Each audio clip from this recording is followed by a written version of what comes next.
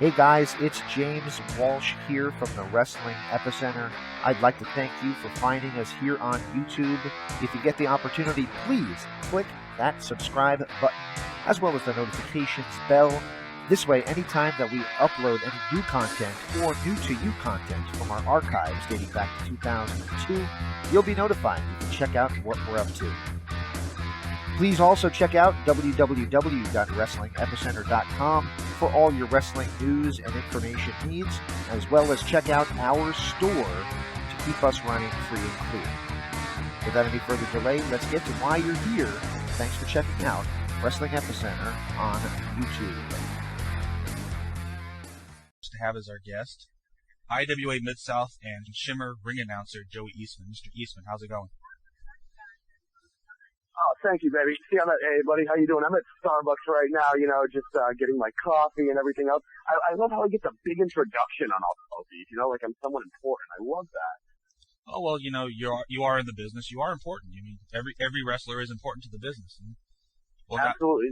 Every person involved in the wrestling business is important, even the ring crew. So, yeah, it is an honor for us to speak to you. Thank you very much, man. I really appreciate it. Okay, well, first question we have for you is recently you, these are the highs, now we're going to the lows. You recently suffered a nervous breakdown. Yes, I did. Yeah. Can you go into the details about that a little bit? Well, it was a couple of things. It was actually a lot of things that all happened at once, And anyone that's ever been through it, it's probably the scariest thing that anyone could ever go through. And right now I'm pretty much living my life, day to day, things like that. I'm actually taking a little bit of time off of wrestling right now, just kind of enjoying my life. Things I've missed out over the last 4 years. Mm-hmm. So, but, the whole thing happened was sorry about that. I was actually, out with a few of these guys one night. This was actually Sunday night. And, I had I don't know if you want to call her a living girlfriend or, just whatever it is, it definitely happened with a girl. And I've been with her now for 6 years strong. And I came home and I found a man on my couch with her. They weren't doing anything, they weren't even touching. But the thing was, I saw that, it was a surprise, and it just, everything just kind of steamrolled from there. Okay. So, and then when I get to the hospital, they say, they gave me all these weird numbers and everything else about what my body was doing. And in all honesty, my mind was going as fast as it normally goes. Mm-hmm. My body gave up. My body's like, okay, you can't do this anymore. I sleep, well, not anymore, but I was sleeping 3 hours a day, getting up, doing a regular job that is extremely demanding. And then, on top of all that, I'm on the road, all the time. And it took its toll on my body. I'm 25 years old and I'm living my dream and I want to live it to the absolute fullest. So that's pretty much how it happened. And then, the night before I found out, two of my best friends were, possibly getting divorced, and that had its toll. And then two of my best friends are going to the WWE in a couple of weeks, and that, they're gone. So that took its toll. So a lot of things have really taken its toll on me. Okay. Well, let's get back into some more positive and. All right. I guess first question we usually ask is, were you a wrestling fan growing up? Oh my God, you wouldn't believe. I actually, my very first wrestling match, I don't remember it, but I do have one of the programs from it. Mm-hmm. It was the Boston Garden in 1983, where the main event was Bruno Sammartino against Roddy Piper in a cage. Wow. So, my mom, the biggest wrestling fan, and she's the biggest mark to this day. She'll call me up and ask me what's going to happen. I tell her, hey, it's all real. And she completely believes that everything that happens out there is a complete shoot. And, I love that woman for it because she she's one of the reasons why I do this, because I get to call her up and say, hey, Ma, Crazy Iron Sheik just gave me a call, a little while ago, and, things like that. So, but Yeah, all throughout my life, I've been a fan. Awesome. I've heard your answering machine message.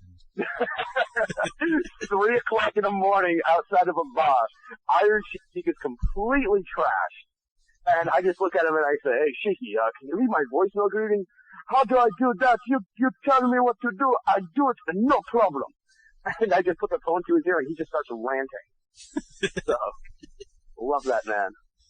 Awesome. Well, we can start on your career. How did you get your first gig for Midwest Championship Wrestling? Well, it was in Rockford, Illinois at Marinelli Stadium.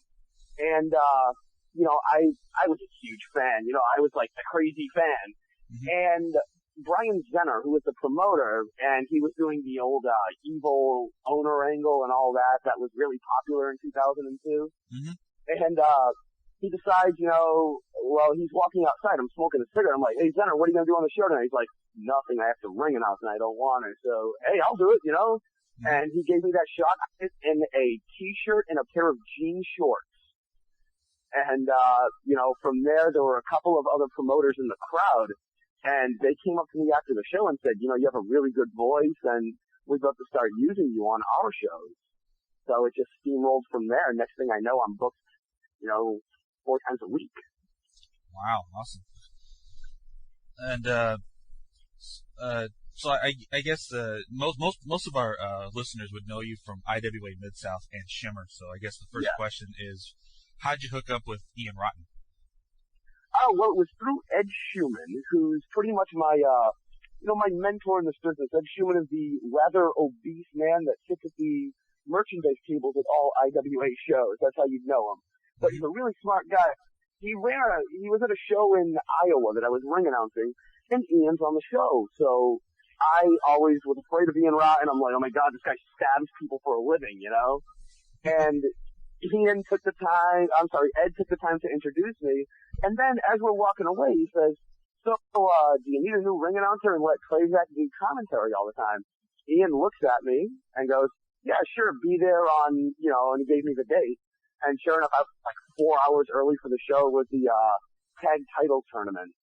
And that was my first show. So that's how I got hooked up with Ian Rotten. Wow. What's he like as a boss? Oh God, how do I put this in a real polite way?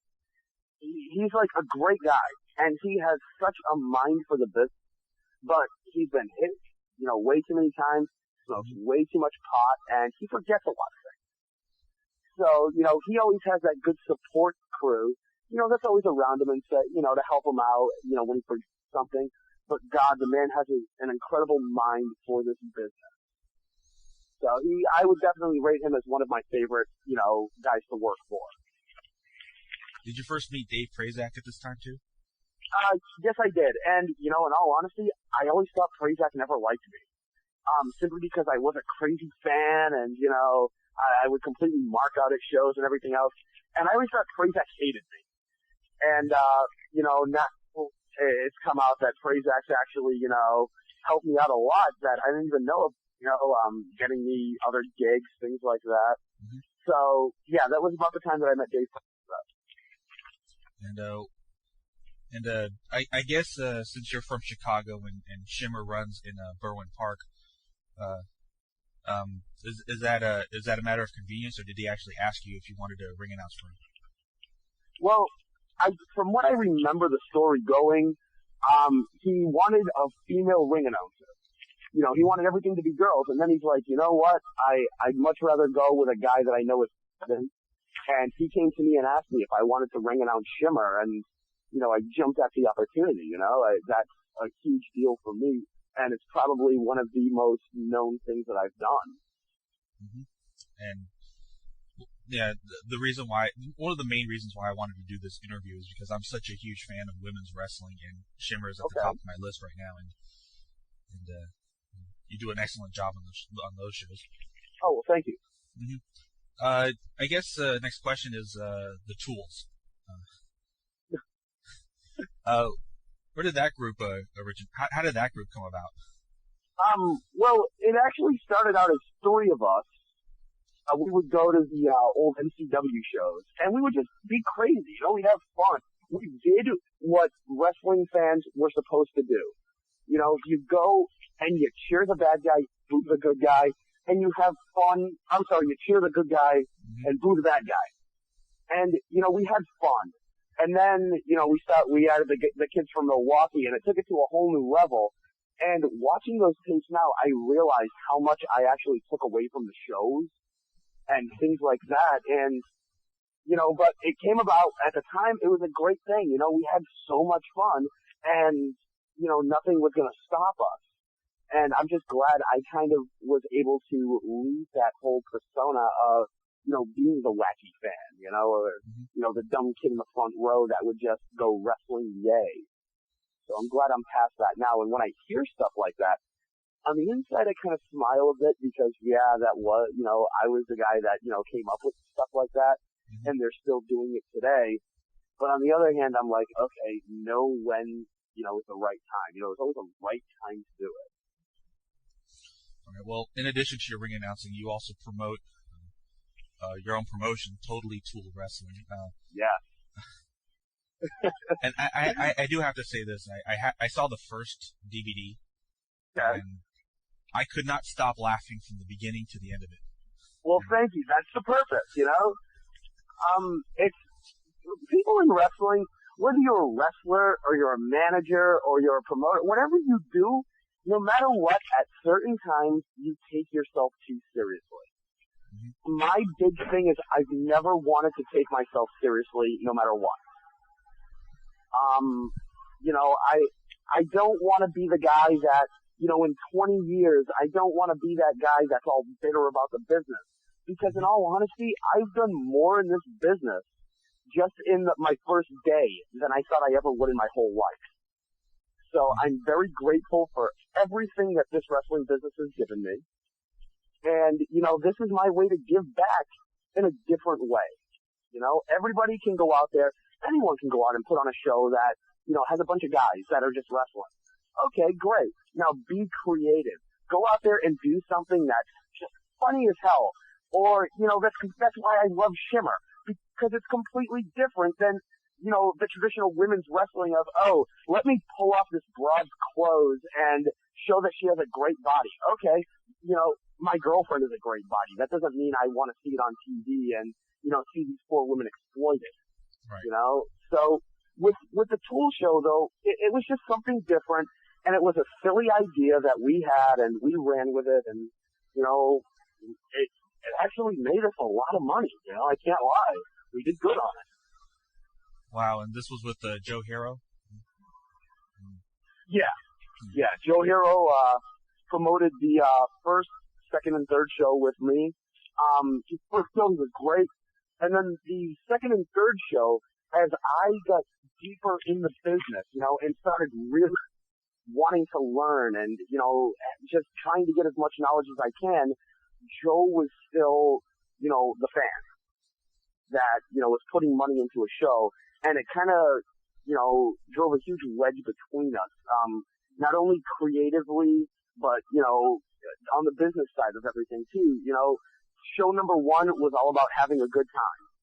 And then show number two became, okay, let's have a good time, but let's make some money this time. And then show number three was, hey, let's go out with a bang because I don't feel like doing this anymore. Okay. Well, did the more established wrestlers really enjoy those goofy gimmicks? I mean, Blackula, that made me. Bryce Benjamin as Blackula, that was just that was classic humor right there. Thank you. And you know, it's all the boys. Like, they're the ones that go out there, and I give them what I want. You know, I tell them, hey, I want you to be a black vampire, or I want you to be a child molester, and they go up and they just run with it, and everything is run by me. You know, every idea that they have for every match, every spot is run by me. You know, and 99.9% of the time I'll say yes. You know, I do have good taste. You know, There's certain things I don't want on the show. But for the most part, these guys know what to do, and they go out there, and this is just a break from them. It's a chance to let their hair down and, have fun on a wrestling show. Absolutely. And, one of my favorite independent wrestlers is Colt Cabana. And I have to ask, when you showed him the Twinkie the Kid outfit, what was his reaction? I did not show him anything. I originally booked him for the show, and he's like, well, what do you want me to do? And I said, I don't know. Cabana was actually in 3 different outfits before he comes out. I had no idea that he was going to be a Twinkie when he came out. Up until he managed to be White Kamala. He was going to be the Goon. He was going to be, something like a jailbird type thing. I had no idea what he was going to do. And his shoulder was really, really messed up at the time. Mm-hmm. So he just puts on the Twinkie outfit and does absolutely nothing in the match. And the match is just classic. Absolutely. I have to say this, that, my body was hurting because of I mean, it was that fun. It was that enjoyable. Now, when you did the first couple of shows with the Totally Tool Wrestling, mm-hmm. was it getting easier to promote, or were you having other issues to deal with? No, you know what? That's kind of my thing. Is I love to promote the shows. I love going out there, and I love putting up posters, and I love going to a mall and handing out a bunch of flyers because I actually get to talk about my product, about why you should come into the door. And I have 10 seconds to convince you to walk into my show and give me $15 so that I can entertain you and so that my boys can entertain you. I love promoting shows.